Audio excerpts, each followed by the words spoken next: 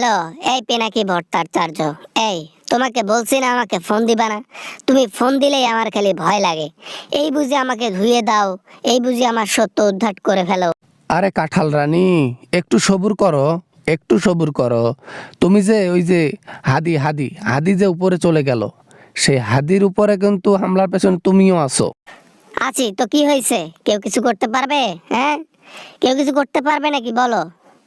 আছি তো কি হয়েছে? দূর থেকে শুধু আমি মজা নেব। হ্যাঁ, আল্লাহ তাআলা ছাড় দেবে না, ছাড় দেবে না।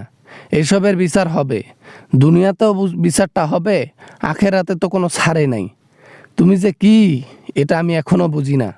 আমি যে কি বাংলাদেশের লোক টের পাবে আরো আস্তে আস্তে। 12ই ফেব্রুয়ারি নির্বাচন, আর সেই নির্বাচনে আওয়ামী লীগ নাই, মানে আমি নাই। আমি না থাকার কারণে কি ঘটে দেখতে পারবা। মানুষের আসলে ন্যূনতম লজ্জাটুকু নাই। হায় রে হায়, কত জনগণ কিভাবে সিসা দিয়ে কিভাবে তাড়িয়ে দিল।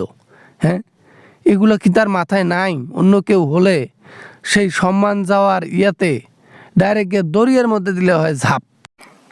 রাজনীতির মধ্যে শরম লজ্জা কইরা কোনো লাভ নাই। এগুলা করলে নিজেরই লস। অতএব লাজ লজ্জা সব ধুইয়া পালাই দিয়া রাজনীতিতে কোমর বেঁধে নামছি। তাই তাই বলে দূর থেকে এইভাবে ক্ষতি করবা? হ্যাঁ, বাংলাদেশের লোক এবার যদি যেটা যায়, দেখবা যে দিল্লি থেকে তোমাকে নিয়ে আসছে।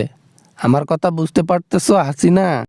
আমাকে আনা কি এতই সহজ? এতই সহজ? হ্যাঁ, স্বয়ং মোদির কাছে আমি আছি, দিল্লিতে আছি। আমি সেই পাওয়ারফুল একটা জায়গার মধ্যে আছি। সেটা তো তুমি বাংলাদেশের গণভবনেও ছিলা, পাওয়ারফুল জায়গায়। সেখান থেকেও মানুষ তো তোমাকে বের করে দিয়েছে না? রান্না করে গেছো ভাত, সেই ভাত তুমি খাইতে পারো নাই, দেখছি তো। বাবা না, মানে আমার পুকুরের মাছ লুটপাট করছে, আমার বাড়ির সবকিছু লুটপাট করছে। বাড়ির কিছু থই নাই জনগণ। কি যে একটা আমার উপর করলো জনগণ। এইসব কিছু না কইরা যদি তোমাকে ধরতো, ধইরা তোমার ওই পিছন মাইরে দিত, তাহলে মনে হয় ভালো হইতো জনগণের জন্য, আমাদেরও জন্য। এই জন্য তো দেখে নেব সবাইকে, এই জন্য দেখে নেব সবাইকে। আমাকে যেভাবে তাড়িয়ে দিছে তারা অপমান কইরা, এর আমি ছাড় দেব না, কখনোই ছাড় দেব না। আরে মোদি আছে ক্ষমতায় যতদিন, তুমি হাসিনা দিল্লিতে আছো ততদিন। এটা তো আমরা ভালো করেই জানি। তুমি এরকম করে আগলাং ফাগলাং না করে বাংলাদেশে চলে আসো তো। বাংলাদেশে যাবো কেবা কইরা? ওখানে গেলেই তো 14 শিখের ভেতরে ঢোকাবে। 14 শিখের ভেতরে ঢোকালে দিন রাত খালি ডিম দেবে আর ডিম দেবে। এই বয়সে ডিম নেওয়া যায়? ও ম্যাডামের ডিমের ভয়ও আছে দেখি। হ্যাঁ, অন্যায় করার সময় মনে ছিল না যে ধরা খাইলে ডিম খাইতে হবে? হ্যাঁ, এখন বুঝবা ঠেলাটা কারে কয়।